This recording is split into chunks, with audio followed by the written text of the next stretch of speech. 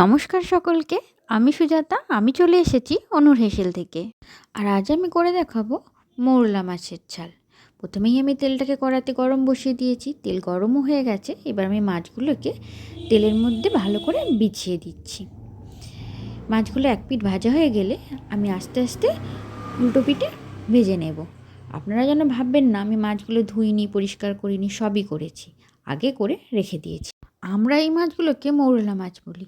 আপনারা কে কী নামে ডাকেন অবশ্যই কমেন্টে জানাবেন। কি আপনারা দেখতেই পাচ্ছেন, আপনাদের সাথে কথা বলতে বলতে আমার মাছগুলো ভাজা হয়ে গেছে। এবার মাছগুলো তোলার পালা। আমি মাছগুলো তুলে নিচ্ছি। এই মাছগুলোকে বেশি ভাজতে লাগে না, কারণ বেশি ভাজলে এই মাছগুলো ভালো লাগে না। এবার এই কড়াইয়ে আবার কিছুটা তেল দিয়ে দিলাম। এবার এই তেলের মধ্যে দিয়ে দিচ্ছি কেটে রাখা পেঁয়াজ। এবার কেটে রাখা পেঁয়াজের সাথেই দিয়ে দিচ্ছি কয়েকটা চেরা কাঁচা লঙ্কা। এবার এই কাঁচা লঙ্কা আর পেঁয়াজটাকে একটু লাল লাল করে ভেজে নেব। পেঁয়াজ আর কাঁচা লঙ্কা ভাজা হয়ে গেছে। এবার এর মধ্যে পেস্ট করে রাখা টমেটো দিয়ে দিলাম। এবার এর মধ্যে নুন দিয়ে দিলাম। তারপরে দিয়ে দিচ্ছি অল্প করে হলুদ। এবার একটু নেড়ে চেড়ে এর মধ্যে দিয়ে দিচ্ছি গুঁড়ো লঙ্কা। গুঁড়ো লঙ্কাটা আপনাদের স্বাদ মতো দেবেন।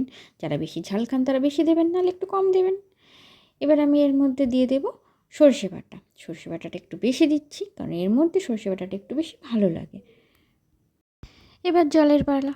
এবার এর মধ্যে পরিমাণ মতো জল দিতে হবে, তাই আমি পরিমাণ মতো জল দিয়ে দিলাম। জলটা দিয়ে মশলার সাথে ভালো করে একটু নেড়ে জলটা ফোটা পর্যন্ত অপেক্ষা করতে হবে।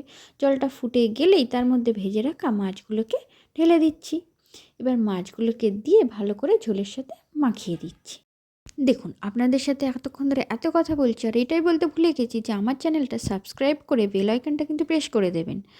আর তার সাথে আমার রান্না ভালো লাগলে একটা লাইক, কমেন্ট আর শেয়ার করতে ভুলবেন না। নিন, আমার রান্নাও কমপ্লিট।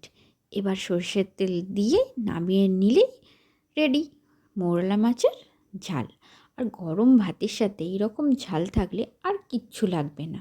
আপনারা কিন্তু কমেন্টে জানাবেন আমার রান্নাটা আজকে কেমন লাগলো। টাটা।